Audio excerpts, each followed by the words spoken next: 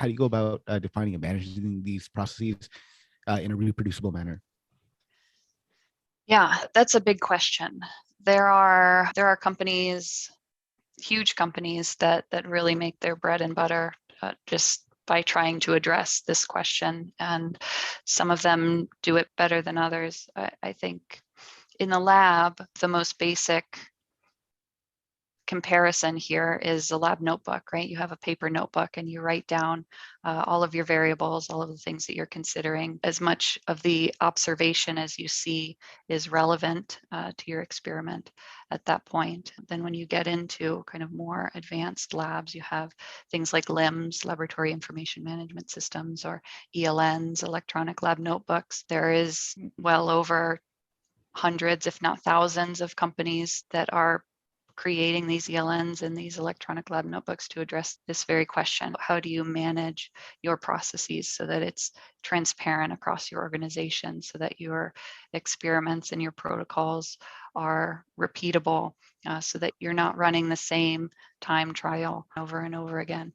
And it's not something that can be addressed just with the technology, right? You don't deploy a LIMS and then all of a sudden you've solved your data problem, you've solved your reproducibility problem. It's really in the culture too that you establish that you're producing data with the proper metadata tags, you're producing code with the proper standards of notation and the proper documentation, and you're really writing down all of your considerations and your user requirements and the things that are going into building that model. So it's not a quick fix. It's not just a technology. It's also a culture. And I think that academia feeds into that a lot, because this is the brightest minds in the world are coming out of academia. They're finishing their PhD and they're going into the industry.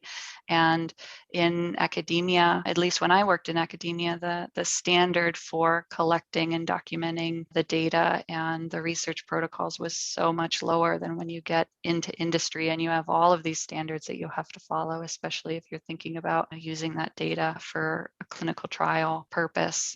There are enormous barriers and standards that you have to follow and meet.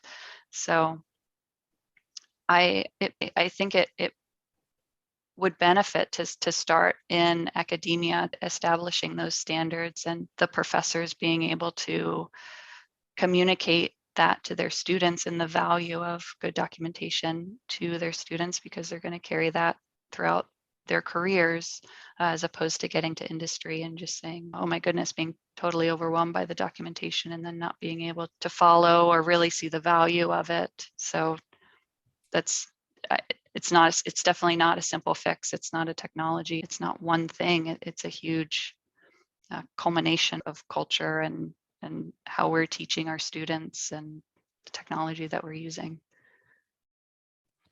Doug, I'd love to get your perspective on that. How do we go about managing these and defining these processes in a reproducible manner? And maybe talk about like the work you've done with Comet to help ensure that these type of processes are reproducible.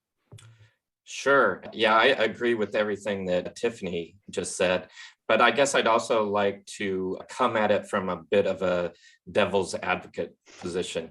And yeah, I agree that there's not a quick fix for reproducibility. In fact, I would argue there's no fix for reproducibility. I would say that reproducibility reminds me a lot of computer security, and the way that initially academics paid no attention to security at all levels. And slowly security started to work its way into best practices in teaching. And so now, of course, there are entire programs, and I think a lot of people, a lot of teachers, professors introduced that early in some form.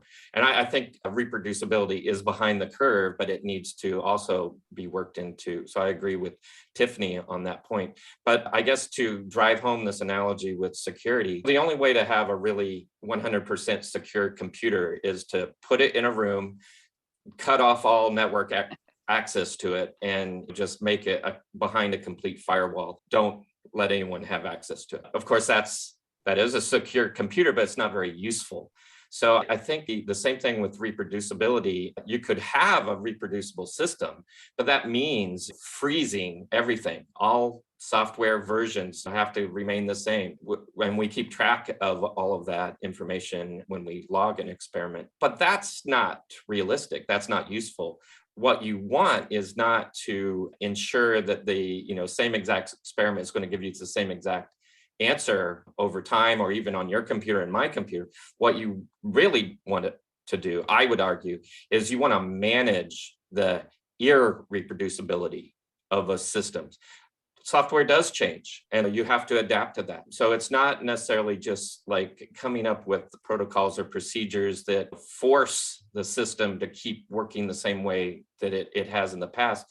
What you want is, it's really a mindset so that you can continue to adapt to changing circumstances, so that the system, maybe you don't even want it to perform exactly the way that it did yesterday, but you want it to get better over time. So the idea and the mindset of reproducibility has to include the advancements, the software advances. Everything keeps getting better, and so we have to adapt to that.